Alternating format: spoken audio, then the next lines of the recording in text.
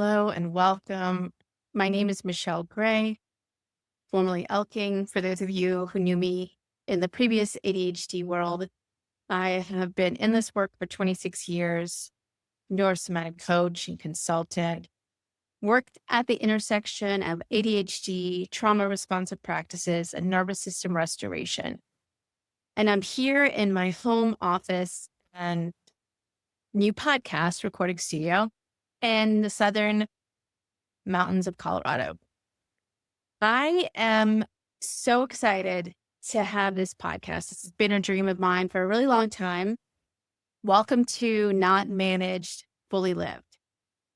This is for the woman who has tried all of the things and still hitting a wall. Maybe you have been labeled with ADHD or you identify with that diagnosis or anxiety or been impacted by trauma.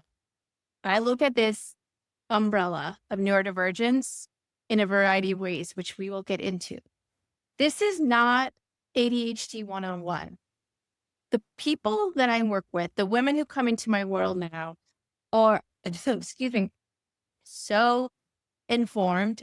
They have tried all of the strategies, the productivity hacks, the time management systems, Pomodoro, have done talk therapy, have maybe even dabbled in somatic work, yet either cannot get out of what I call the go-go crash cycle or are hitting a capacity ceiling.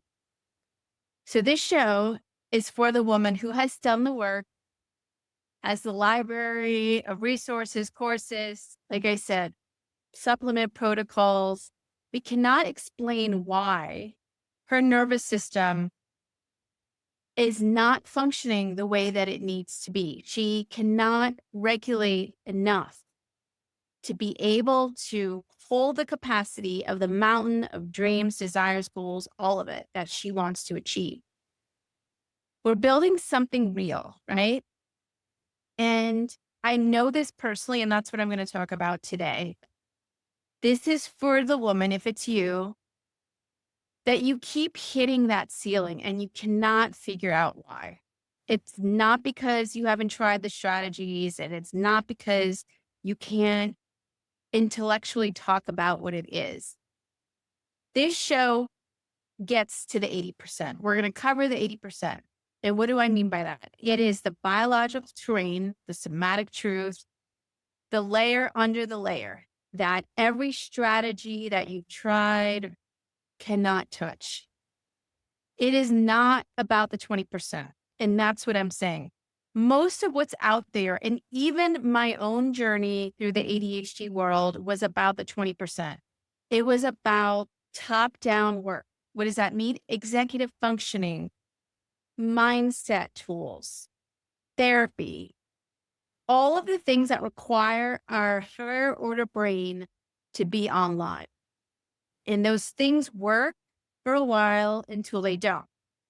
So we're going to talk about the 80%. Okay, so this is the first podcast episode, and we're going to start it off from the beginning. I'm going to open up with my own origin story. I'm going to go back to 2008.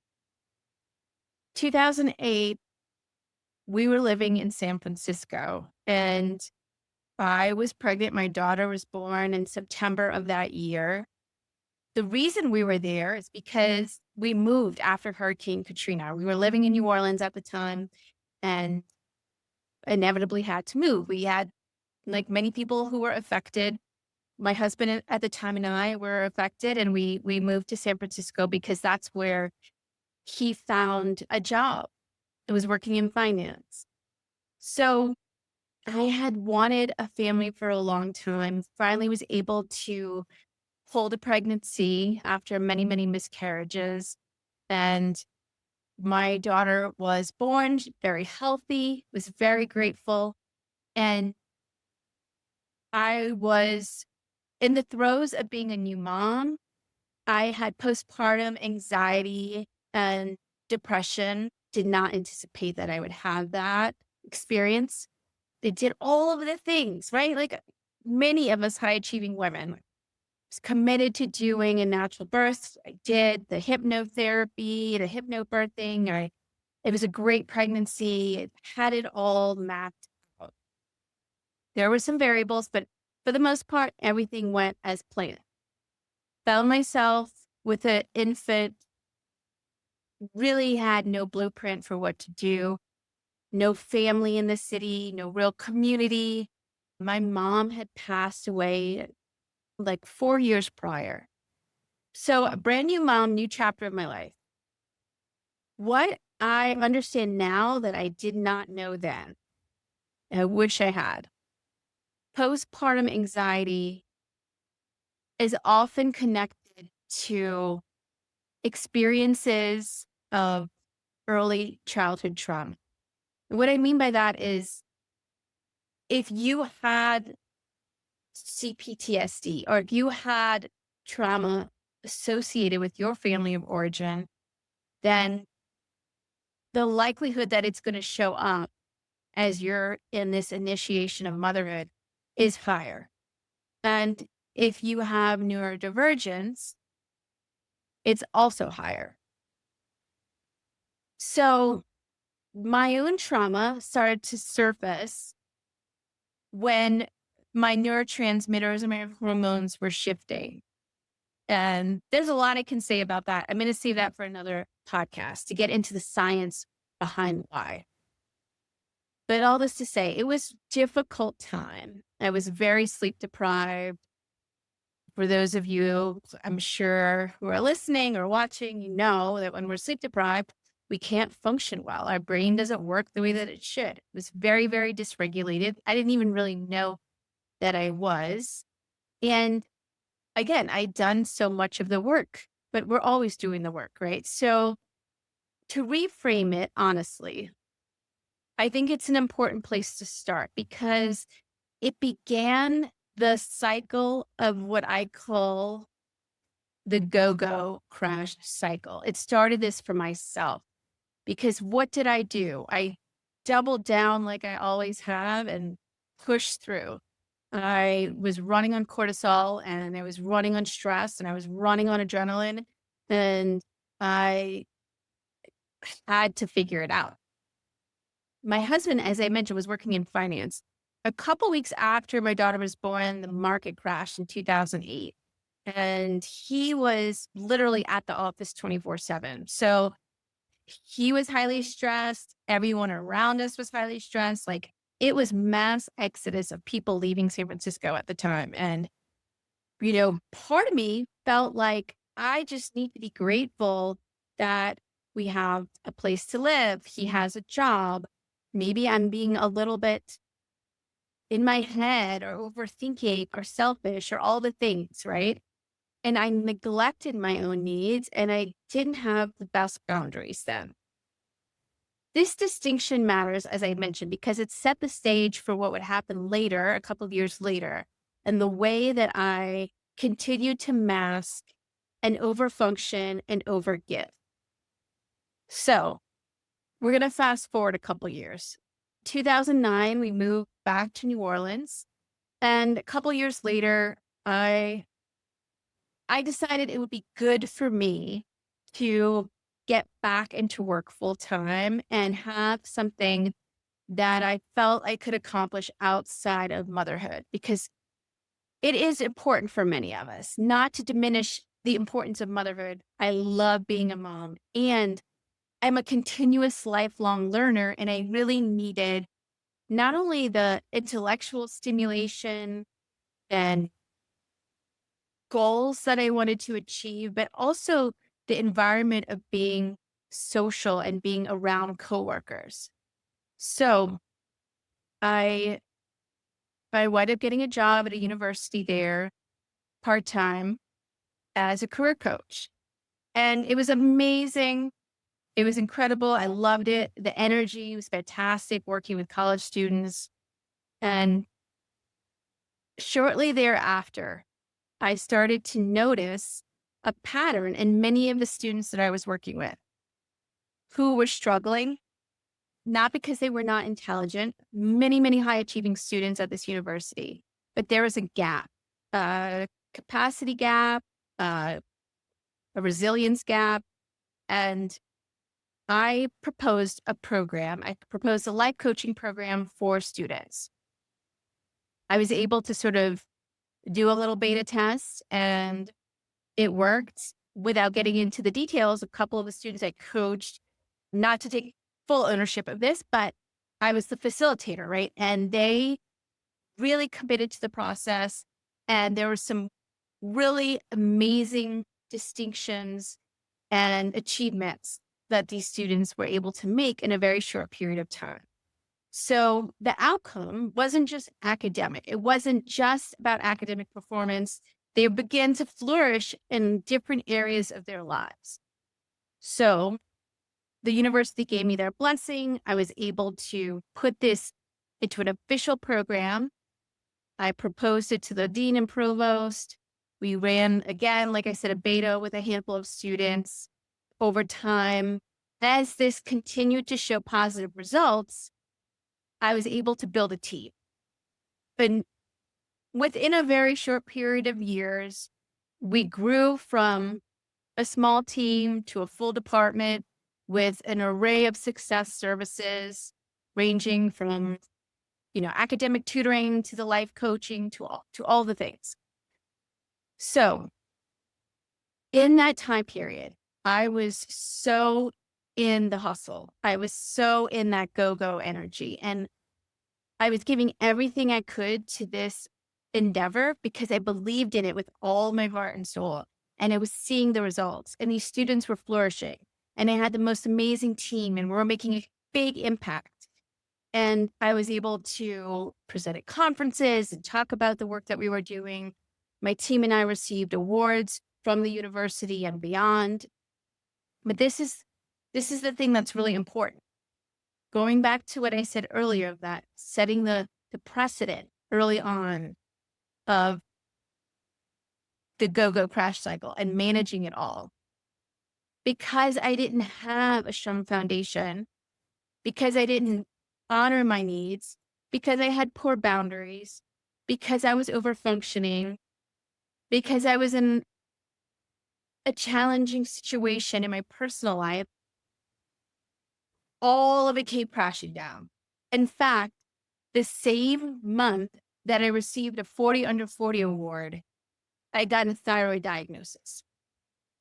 And all this to say that was my first burnout. I scaled it at the expense of myself, right? The high achievement, high output, zero regulation. Like I knew what regulation work was in theory. I had been using it with clients for years, not just emotional regulation. I understood nervous system regulation. What I did not understand that I was trapped in the cycle myself. So while I was teaching the 20%, I was running on adrenaline. I was running on cortisol. My body was showing the signs of burnout and collapse. And the system doesn't reward going into the 80%. It rewards, when I say system, I mean the systems we operate within, work structures, school structures. Like we have developed over decades, right, in this industrialized capitalistic society where rest is earned, where we have to be rewarded for rest to be something that's accessible or viable. It's about at least that's how deep the programming was for me. And I see this a lot with the clients that I work with. So that was my first burnout. Fast forward and moved to Colorado, and I was able to slow down. I was able to do work that was big impact again, but I wasn't sacrificing myself in the process. What I started to realize through the process of slowing down a bit and getting into an experience that was foundational, right? Connecting back to nature, spending time with family, doing work that wasn't running me into the ground. It was so valuable. And in fact, set the stage for the methodology that I use now. I built upon that structure, as I said, the 20%. And when I added in the sensory motor work, the somatic work, the whole person well being, everything shifted. The last conference session I did for Chad was in 2018, and it was about that exactly, foundational support, the 80%. And funny enough, I had several former professional peers or colleagues tell me this kind of woo woo stuff, I don't know, it might run you into the ground. So that was a signal, right? That what was widely accepted or still is widely accepted is a mainstream medical model for ADHD, that it's about treating the symptoms. It's about top down management, top down symptom management or strategies. It's almost as if the brain is disconnected from the body. Okay, so things are humming along, and then 2020 happens. Like all of us, complete devastation, right? Isolation, panic, fear, everyone's world gets turned upside down. In February of that year, my husband and I, who we had been going through a separation, he was diagnosed with stage 4 colon cancer and was given a very severe prognosis. He eventually did pass in May of 2020. And when my daughter and I were in Colorado in the aftermath, I again was in that cycle. I was just on. It was just me. My family wasn't around. And in fact, I think because so many people were struggling globally, it's not as if I don't blame people for this necessarily. Was it hard? 100%. But there wasn't a lot of like rallying around us for to offer support. People did from afar. There was, of course, there are people that I talked to often, my dear friends, my siblings, even my dad at the time. But in person, it was just the two of us day to day. And I had to do what I had to do to keep things going. And I, again, was in that go, go cycle. And eventually I ran out of runway. My nervous system just gave out, but I had to keep going. So what did I do? I had to figure it out. I realized that everything that I had taught up until a few years prior was just keeping me afloat. And the same way that I see this with clients, it works until it doesn't. Why is it that whatever you try to manage your ADHD or your neurodivergence, it will work and then a big transition happens? Maybe it's when you go from, you know, maybe it's having a baby like it was for me. Maybe it's a big move. Maybe it's a death in the family. Maybe it is just taking on everything that you want to take on, but yet you can't seem to fully manage it. And I'll say manage, but hold it, expand your container to really move with it, right? So what did I do? Well, we weren't really doing a whole lot at that time, right? I hiked. I spent every free moment that I could in the woods, in nature, crying, screaming, praying, walking it out. I remember there was one time where I was so disassociated and disconnected.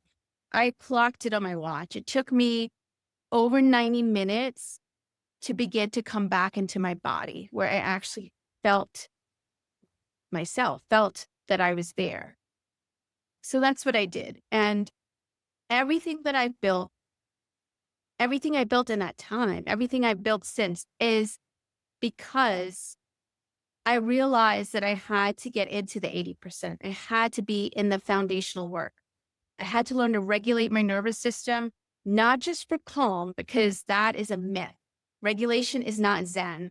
And being calm all the time is not only is it unrealistic, it's frankly, I think quite boring, right? Because that's part of what we like to have that sort of like energy and charge. But it was learning to move with things, to ride the waves, to build in flexibility, to build in the adaptability. And when I say capacity, to hold, or maybe not even hold, but to run with the charge of where I was, and then eventually what I wanted to expand into. So again, the strategies are the 20%, the biology, the nervous system, the somatic terrain, that's the 80%. And it's not something that people talk about a lot, right? I mean, you hear everyone talking about nervous system work now, but again, even what I hear online, a lot of it is not even really accurate. It's good marketing. It's an oversimplification in many ways. So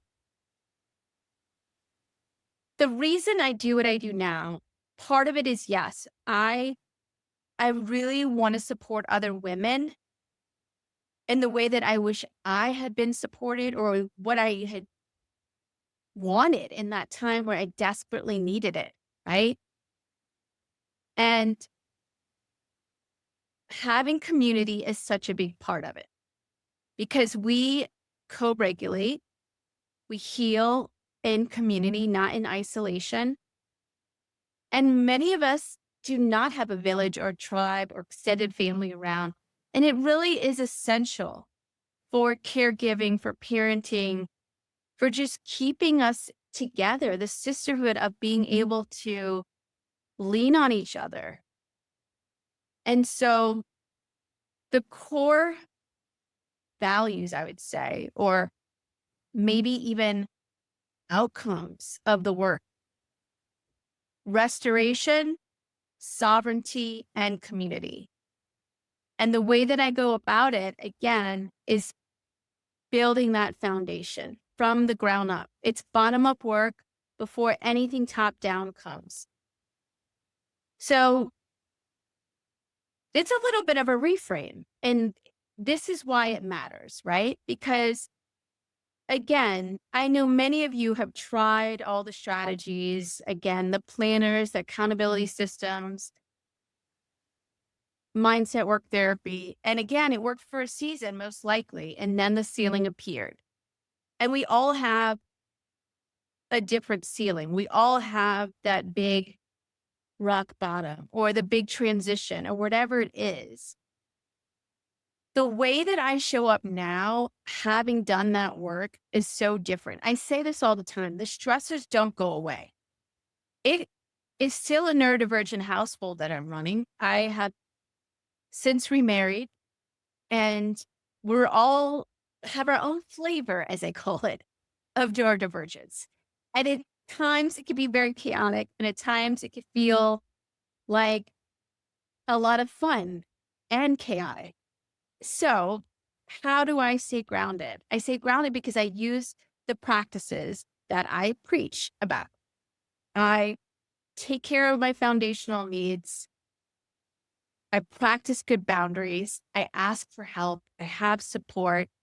I don't neglect myself anymore. And so, all of that really crucial foundational work is essential if you want to get from a place of managing to flourishing, and you can. That is what this podcast is about. Not managed, fully lived. And it's the difference between information about your nervous system to integration, to embodiment, to really feeling it at the biological and somatic level, where it becomes muscle memory. So that these practices, or the ways in which we live, are second nature. They're not something that You have to add to your plate. It's not 1,000 to-dos. It doesn't require a ton of extra time. Most of it is really connecting back to the ways in which we intuitively should be living, right? So it's not about asking you to have more time or make more to add to your plate. A lot of it is about subtraction. So if that's you, if you feel like you've been hitting the wall or you've been hitting your capacity ceiling, or you're overwhelmed and maybe haven't tried a lot of it to begin with, but know that you want to move in a direction that's different, I'm glad you found yourself here. And if you're interested in following along on this journey, then I would love for you to do so. Reach out to me, subscribe. You can follow me on Instagram or Substack, Soldier and Coach, and drop a comment. Reach out. I read all of my emails and DMs because it's important to me. It's important to me to connect with you, to hear about your story, to know what is it? Like, what is that? The mountain, like I say, of dreams, desires, goals, intentions. It's possible. We can't do it alone, though. So glad you found your way here. Look forward to connecting, and we'll talk soon.